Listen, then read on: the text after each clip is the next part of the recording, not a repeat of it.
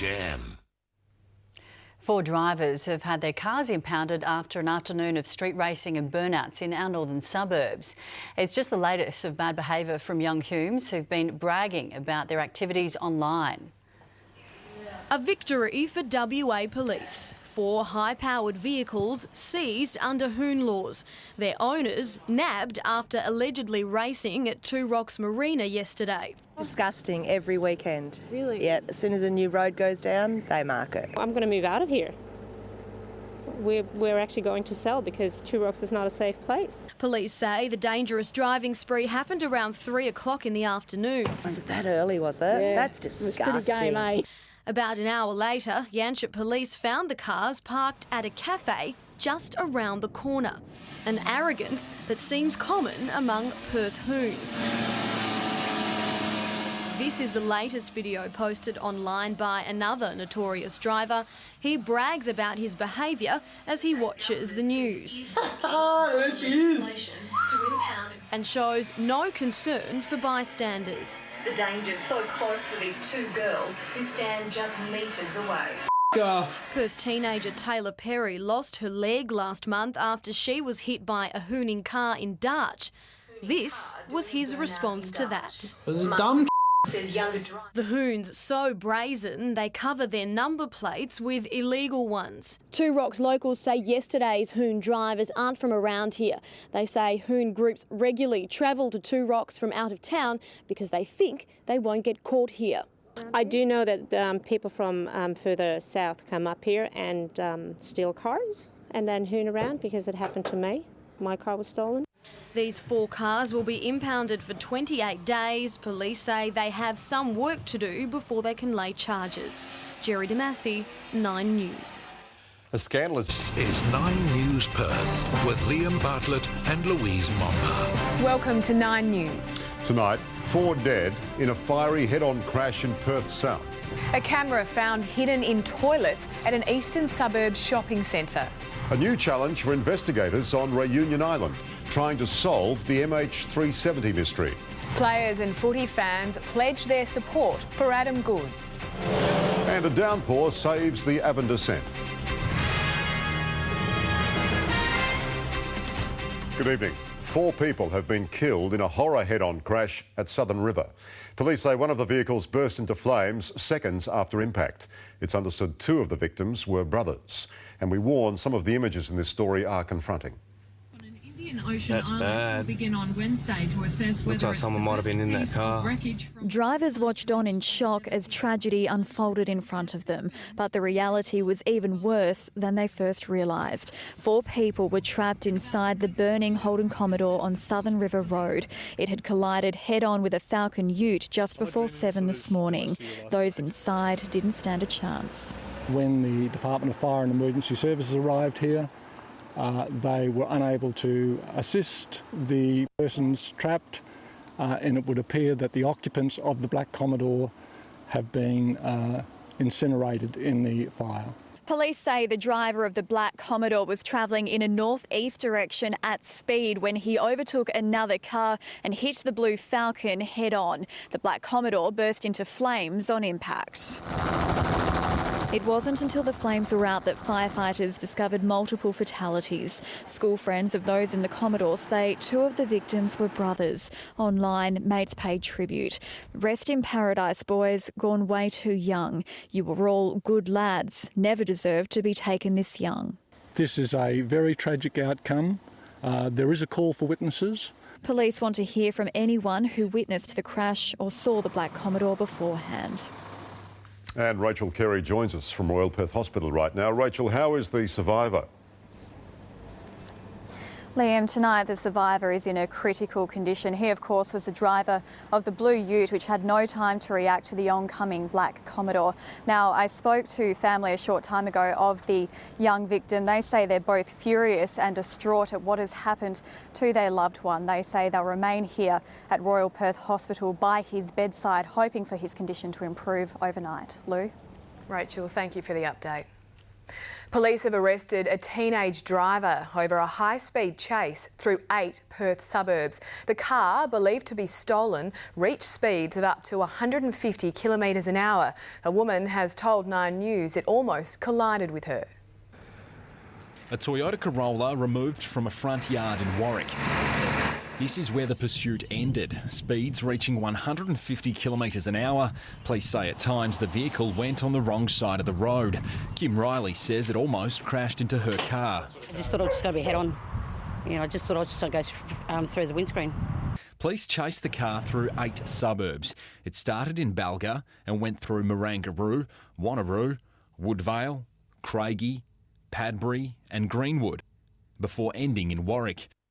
Once it got down to that main road, yeah, it was hiking. The driver eventually crashed into Judy Harris's front yard. Clearly it's the letterbox, I think, that saved the car, probably going any further down. The car hit with so much force it sent soil flying up to 15 metres away. Judy said this is where it eventually came to a stop just inches away from where her car was parked. Before crashing, the hire car, believed to be stolen, collided with another vehicle, injuring the other driver and passenger. This police car also damaged. Officers arrested 3 people. The 17-year-old driver has been charged. Michael Genovese, 9 News. OK, thanks for that, Cecile.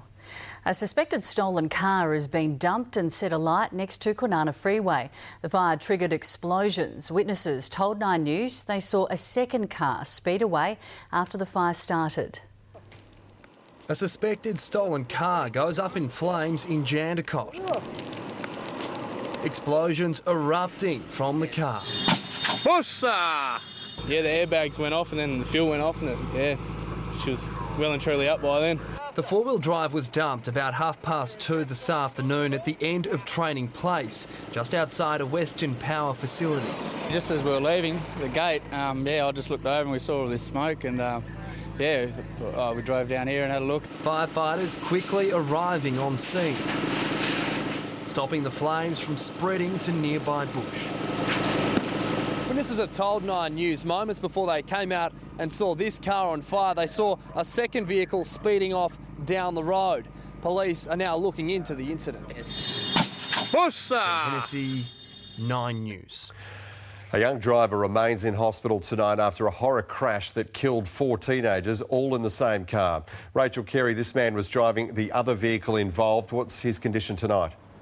Tim, there's been no change in his condition since the accident on Saturday. Even tonight, he remains in a critical condition here at Royal Perth Hospital with his family by his bedside. Now, as he said, he was driving the blue ute. It had no time to react to the oncoming Holden Commodore. The 4 occupants, teenage boys inside the Holden Commodore, all died at the scene. Now, this crash continues to shock Perth even today, especially considering this crash was entirely avoidable. The police minister shared her thoughts with us earlier today. Well, this weekend's been an absolute horror story. And there are so many families who must be wondering what the hell happened, quite frankly. My heart just goes out to all of the family members of people who've lost their lives, but also for the family and friends of that poor young man who's fighting for his life in Royal Perth at the moment. The families of the 4 teens killed continue to grieve today. The Delpup family, the family of 17-year-old Adam and 15-year-old Nicholas, are hoping that tomorrow there may be more answers as dental records are expected to return. Then hopefully they'll at least know who was driving the car at the time of the crash. But today they had the awful task of planning the funeral for the brothers. Emmy? Rachel, thank you. Firefighters... Tomo. Well done. Well, every year $2 million is spent cleaning up debris from WA roads. Everything from furniture to building equipment, mattresses and tyres. Road safety authorities say it's dangerous for drivers and adding to congestion on our roads. A tyre in the middle of the Kwinana Freeway, hit by a car at 100 k's an hour, launching it into the air. People travelling at speeds come across these items without much warning. They don't have much visibility ahead as cars swerve and suddenly these items are in front of them. Every month, up to 50 items of debris are picked up from our freeways. Main roads can easily fill this truck in less than 2 days. The debris weighs around 5 tonnes every month. We've seen large mattresses and things tied to roofs and the wind's flicking it up and the person driving the vehicle has no idea what's what's happening. Main Road says during the week, the large majority of debris comes from tradies' vehicles and is found on the freeway. It's a different story on the weekend. Furniture is often found on the road with people moving house, mattresses, tables and even cupboards. Just last week, a load of mud and rocks, which wasn't secured properly, spilled onto the Kwinana freeway, causing traffic chaos. We're particularly asking tradespeople to make sure that their tools and their implements that they have on the backs of their utes and trucks and trailers are secure. The debris creates dangerous conditions for drivers. The number of aluminium ladders would be, if we'd counted those, it's just enormous, the number of ladders that have come off vehicles. And wheelbarrows is another one. You get a lot of wheelbarrows come off and they're quite, you wouldn't want to hit a wheelbarrow, you know. Certainly you come off second best. And the clean-up causes major delays. The resulting of all of this is the congestion on our freeways as lanes are closed and roads are closed to collect the debris. Sarah Polanski, 9 News. A shark. 9 News. A daycare centre has been evacuated after a high-speed chase ended in a fireball in the eastern suburbs. Jerry Damasi, the suspected stolen car burst into flames. Yes, Emma, you can see all that's left of the Nissan Pulsar here behind me. We're standing in an alleyway right behind the Swanview Childcare Centre. As you say, the children were all evacuated this afternoon and thankfully firefighters were able to put out the blaze before it reached the building. Now, this all started as a police pursuit in Bellevue. Just before 3 o'clock this afternoon, Midlands Police spotted the suspected stolen vehicle and they followed it all the way here. When they arrived, the car was up in flames and the offender had fled the vehicle. They were able to apprehend the driver. He's now in custody. And Tim, while they have not laid any charges as yet, that man will continue to assist police with their inquiries. Jerry, thank you. It's an odd safety message, but one police say still isn't getting through to drivers to belt up. As authorities launched a crackdown on seatbelt use, a southern suburbs crash claimed another life on our roads just this morning. The driver wasn't buckled up. Another life taken on our roads. A 54-year-old man killed this morning after he lost control of his car on Lesmurdy Road. He wasn't wearing a seatbelt. Police say people are 10 times more likely to be killed or injured in a crash if they haven't buckled up.